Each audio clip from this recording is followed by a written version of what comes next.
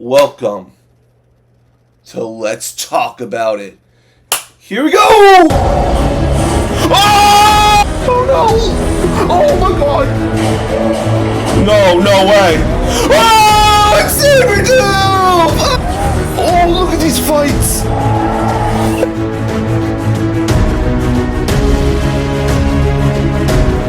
Hey guys, what is up? Welcome back to Let's Talk About, the show where we talk everything about movie, TV, and video game news. I am your host, and we talk about the topics I'm interested in, topics I go around and research, topics I think you guys might like as well, who will go check out these videos. And we got a lot more topics than usual today, a lot of things are going on in the world of movies, TV shows, and video games today.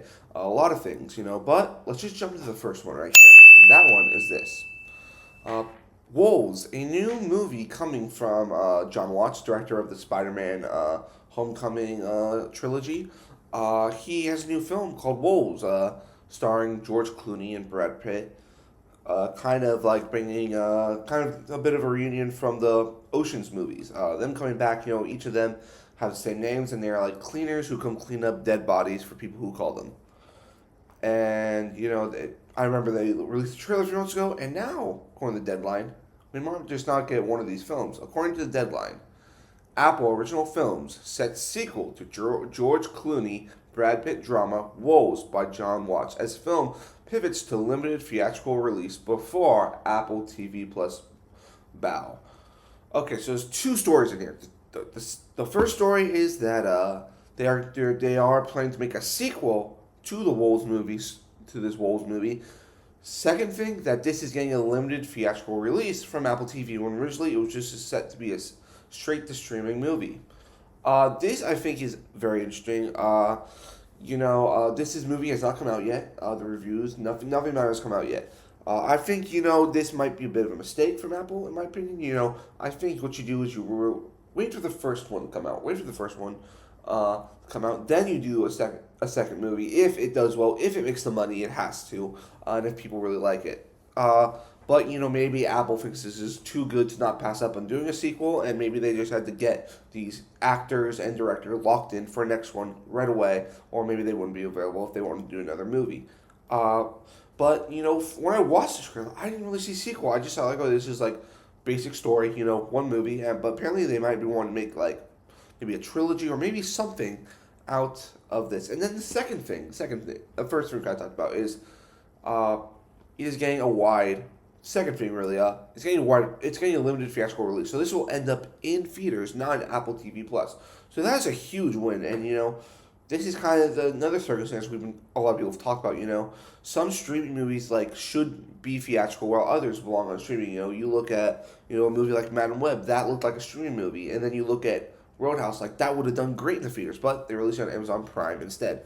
I love that Apple's making decisions we think this movie could actually be really good, so let's put it in theaters for a little while, make some money from it, then put it on our streaming service and have people come and watch it and subscribe more to our streaming service. That's a really smart move. Am I excited? I don't know. I have not seen the movie, but I hope it's good. I hope it justifies this sequel, and we'll see what happens. But if you guys have any more questions about this topic, just put in the comments down below. And let's move on to our second topic here. Zack Snyder. Zack Snyder. I think he's one of the most interesting directors in Hollywood. He's made really great movies, but he's also made a lot of not so great movies. And one of those movies that I think is really good is Army of the Dead. A movie that I think was really interesting, and I think it was one of his better movies. I really enjoyed it. And of course, Zack Snyder's over there at Netflix right now making movies. He just had his Rebel Moon movies, which did great numbers, for Netflix, but weren't really that well critically reviewed. And of course, we got Army of the Dead. We got that one spin-off movie with the safecracker guy. I think it was called Army of Thieves. Yeah, that movie came out. That I did not watch it because I wasn't really interested in it because it wasn't really a zombie movie, more like a heist movie, which you could say Army of the Dead was that too. But he also wanted to make other spin-offs. Well, according to a source close to the comicbookmovie.com called the Gazette Sci-Fi and Fantasy, it's not happening anymore. According to them, Netflix reportedly cancels all of Zack Snyder's Army of the Dead spin-off projects. Some interesting news, some very interesting. I think this was a given. Zack Snyder's Rebel Moon franchise, I was excited for it. I was very much excited for it. It was a really big disappointment for me. I reacted to the movies. We have the reactions are up on the channel right now, but I was ultimately disappointed by what I saw. I was hoping for this grand sci-fi epic. And it turns out like it was just a suicide mission type movie. A movie that didn't actually have a suicide mission because they really just kind of kept all the characters alive. And then what really put the nail in coffin for me was they tried to get the Snyder cut fans to go watch the director's cut of Rebel Moon, and like I did not even watch this because I'm like, listen, if you're gonna make a movie, do it right the first time. I love that doesn't mean I don't love Zack Snyder. It's just I think that was a really really stupid idea that Netflix did, and I enjoyed. And back to Army of the Dead, I enjoyed Army of the Dead. I think it was a cool project, but I came out of the movie being like, I don't really need to see anything else. I don't need to see anything else. The problem, I think, is, with Zack Snyder over Netflix right now is that every time he's making a movie, he's trying to make a franchise. I'm like, I think that's what he's going on for. I'm like, Zack Snyder, I'm going to tell you this right now, Zack. Go out and just make a good movie. Don't worry about setting up franchises. Don't worry about setting up, a cinematic universe, Just go out to make a good movie. That's my thing. And, I think that's why I think Army of the Dead worked for me, because it was just a one-shot movie. While Rebel Moon, they tried to make one story into two movies. And then the director's cut really did for me. But what do you guys think about this? No more Army of the Dead projects are in the works at Netflix. What do you think? Comment down below on this topic, and let's move on to our third topic here today. It was revealed earlier at CinemaCon this year that they would be doing another Running Man movie. Of course, me, I didn't even know what this Running Man was, but I did know that one of my favorite directors, Edgar Wright, was involved with the film. And, of course, I don't know anything about it. I know that Arnold Schwarzenegger was in that original Running Man movie, but also attached to the project was Glenn Powell. And, Glenn Powell, his stats just keeps going up and up. I'm like, okay, you got Edgar Wright and Glenn Powell. Well, now it's coming out that Sydney Sweeney might be involved in this project too. According to the Gazette Sci-Fi and Fantasy, Sydney Sweeney reportedly eyed to play female lead in Edgar Wright's Running Man adaptation. I'm a yes on this. Yes on this. Because first off, this will not be the first time Glenn Powell and Sydney Sweeney would have worked together. Don't forget, they were just in that romantic comedy, Anyone But You. And they had great chemistry, That movie wasn't the best romantic comedy of all time, but it was still... Their chemistry, I think, made the movie, and that movie went on to make $200+ million, which a romantic comedy had not done for years, and it was thought that romantic comedies were dead, But them doing that movie kind of re-upped, the anticipation for romantic comedies. But I think this is a great choice, because they both already have both the actors have great chemistry. Great chemistry. Glenn Powell, up and rising. Sydney Sweeney, I think she's on that level. I think after Madam Web, though, she did take a little hit in her stock. But, I think Glenn Powell's a big name. And, everyone loved Anyone But You. I never heard anyone say, like, oh, they didn't like Glenn Powell or Sydney Sweeney at all in that film. I think they made that movie, get to $200 million if it was through the marketing, if it was for going on to chat shows and talking, Those two have great chemistry. And, you put these two together, if this is true, with Edgar Wright, I think you're in for a very, very fun time at the movies. If this is true, it's going to be more excited for the film because I have a duo that I've seen before that I think are really, really cool to see. But what do you guys think? You guys excited about Sydney Sweeney joining Edgar Wright's Running Man movie? Leave your comments down below, and let's move on to our fourth topic here today. Yes, we are doing more than 4 topics today. We're going to do 5. And this. X-Men. This is our one kind of superhero story today. X-Men's coming. We know that we're working on a reboot for X-Men. If it comes during Phase 6 or if it comes after, we just know it's coming. We know they're going to do X-Men. And, we've been talking about this first movie. They already have a writer involved, which I'm very much a fan of the writer. We also got, I think it was like maybe a month ago, that there was a little report going around that our first 3 confirmed members had been somewhat rumored / confirmed, and those were Iceman, Angel, and Jubilee, which I thought was really interesting. Now we're getting word that 2 more might be coming to the roster. And that is this. According to Daniel RPK, Marvel Studios' X-Men reboot film will reportedly feature Gambit and Kitty Pryde. These are really cool lists. Mostly the Gambit part, because we've been living in the year of Gambit right now. Spoilers for Deadpool and Wolverine. Haven't seen it. If you haven't seen it, I don't know if you're living under a rock, and you've probably seen the memes with Gambit anyway. Gambit, was in X-Men 97, had a huge, great story arc in that show, and then Channing Tatum finally got to play the character he wanted in Gambit, and it just Gambit's now come like such, I think, an icon really now in the media, because, you got that meme going around with Gambit saying, it's like, ooh, I want to make a name for myself. Like, that's something going on. That's like a direct meme that has gone viral from that movie, and it's of Gambit. And, it is a smart decision, because Gambit is such an interesting character, if you dive into his origin, him, not really starting off as a good guy, him starting off as part of this criminal organization, and, I would be really interested to see who they get to play Gambit. I don't have any fan cast, I just think it's really cool. Now, for the Kitty Pryde side, I'm not a fan of the movie Kitty Pryde. I'm a fan of the comics Kitty Pryde. You read the Astonishing X-Men run back, I think, in 2000, maybe it was like 2008, 2009, where that team was Cyclops, Wolverine, Emma Frost, Colossus, Beast, and Kitty Pryde. That was when I was like, okay, this Kitty Pryde character, she's not just your damsel in distress, she's an interesting character. And I think, she's kind of been taken on the back burner a little bit in those Fox movies, And, of course, I grew up watching X-Men Evolution, Kitty Pryde, I wasn't a fan of her in that show either.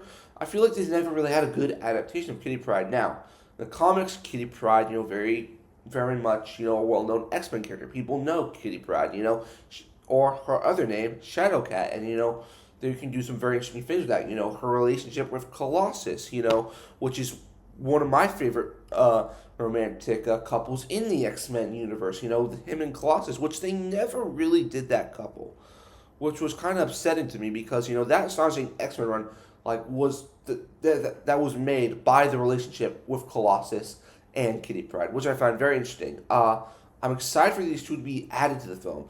The only thing I want now is, okay, you got 5 X-Men. We got 5 X-Men in there. We got Angel, Iceman, Jubilee, Gambit, and Kitty Pryde. Okay, that's 5 members. My big worry for the film is that they're going to overload this movie with X-Men characters. I'm like, okay, you don't have Wolverine, you don't have Storm, you don't have Beast, you don't have Jean Grey, or Cyclops confirmed. Those are the 5 main X-Men, in my opinion, that people know, Maybe you can count Beast out of there, but Storm, Wolverine, Jean Grey, and Cyclops are very important X-Men characters. Very important, I think, I would really love Cyclops to be maybe the next one. Maybe that's confirmed. This, of course, this is not confirmed at all. This is all from a scooper saying this is what he's hearing. Things can change, We don't have a confirmed X-Men movie either yet. So take this with a grain of salt. None of this is confirmed, but it's still exciting to hear rumored characters that might appear in the X-Men film. But what are you guys excited for? Leave your comments down below if anything else you want to know about this topic, and let's move on to our final topics here. And that is this. Borderlands. A movie that I am seeing today, which, when it was announced, I was pretty excited. I've played the third Borderlands game. I didn't go play the first and second one. I played the third one because it was free on PlayStation when I was in high school. I'm like, okay, I'll check this out. And I played quite a bit of it. I knew the character of Lilith. I knew Tiny Tina. In there. And those are the characters. I'm like, okay, these could be cool characters. And then they're doing this movie and has a great cast: Kate Blanchett, Jamie Lee Curtis, Kevin Hart, Ariana Greenblatt, and great up and coming and great actors and actresses. Well, the reviews came out for this movie today. I heard that this movie was bad, but until I saw the Rotten Tomato score, I didn't know how bad this movie was. According to Rotten Tomatoes, guys, this movie is sitting at a 3% right now. This morning when I woke up, it was sitting at a 0. I have never seen a movie this low before. Never. Never. And a movie with this much talent being that bad, this is not good. We heard that there were some issues with the Borderlands film. I didn't think it would be this bad. Oh my gosh, guys. I've just never seen a movie this low before, This is a existing IP. We're living in a world where video game movies are getting well known, like, oh, video game movies aren't bad. This is not going to add to the good video game movies. This is going to be adding to the bucket under the rug you don't want to talk about of video game adaptations. Movies like that god-awful Street Fighter movie, some of those old Mortal Kombat movies, like, that's how bad I'm getting from this.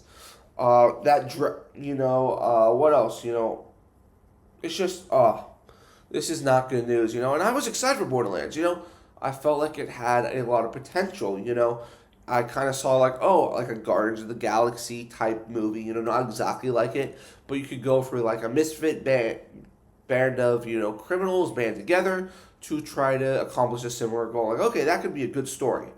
It just doesn't look like it was executed well. And, I love Eli Roth as director. Eli Roth, I really loved what he did with his last movie, which was Thanksgiving. But the thing with Eli Roth is he's a horror director. Yeah, he is a horror director. That's the thing. So that's why I was like, okay, so Eli Roth is going to do an action comedy, even though, he is more a horror director. That's the problem, You ask someone like Eli Roth, to go and to do like an action adventure movie. That's not really his wheelhouse. Maybe he wanted to go outside the box to go do it, but this did not work. He made a movie, that isn't his genre. He is a great horror director, great horror. But I think it's now might prove that he's not a good action adventure director, But first off, I have not seen this movie, guys. I have not seen it. So I might go watch it tonight. I might go watch Borderlands. I might say this is the best movie ever, I absolutely love it. This is better than Deadpool and Wolverine, But what the critics are saying, what they are saying is that this movie is a disastrous mess. It is not even fun to watch. The jokes don't land. And the performances are subpar. And I'm like, okay, subpar. You got Kate freaking Blanchett in here, who I think is behind Meryl Streep as one of our greatest actresses of our generation. She is a great actress. No matter what she's in, I'm going to watch a Kate Blanchett movie. If that's Tar, if that's the Thor Ragnarok, if that's the Oceans, I think it was Oceans like 11 or 9 that she was in, if that was the movie she was in. I love her, and it's really tough, to have her being the lead and being in a movie that is actually this bad. And, you also have Jamie Lee Curtis coming out for an Oscar win. She's in this too. Kevin Hart, who I feel like Kevin Hart, has started to be taking a little of a backseat burner, from his films, This is not going to look good for him. And then I really feel bad for Ariana Greenblatt, She was just in Barbie, she's appeared in Ahsoka. She's been all over the place. And, it really sucks that, this happened to her, to all these actors and actresses, I think this, of course, kind of feels like studio saw the movie. It's like, oh, this movie might be terrible. We'll just put it out there because, the Borderlands fans are going to go see it, This movie was made for $100 million. $100 million. And it's not going to make its money back. It's not going to make its money back because this movie is projected to make 15 to 20 million, I think this is another Madam Web situation where this film is not even going to cross the $100 million mark. First off, guys, this movie is supposed to be worse than Madam Web. Worse than Morbius, which I think have some good quality in them, but at heart are really bad films. This is supposedly worse. I have never seen a Rotten Tomatoes score this low. And, I'm a bit nervous going. I'm thinking, I'm just going to go with no expectations. I'm just going to sit there and be like, let's watch this movie and see what I think. But, guys, what do you think? Is this a good sign for you guys to go maybe see this film? Or are you being like, you know what? I'm going to pass on Borderlands. I'll wait to see it when it drops on another network for free, Wait for it to drop on Peacock for free, Wait till then. But thank you guys so much for watching this video of Let's Talk About It. Please leave your comments down below. And if you guys have any other topics you ever want me to talk about, like I said, leave in the comments. Make sure you subscribe to the channel and like the video. And I'll see you next time, guys. Peace.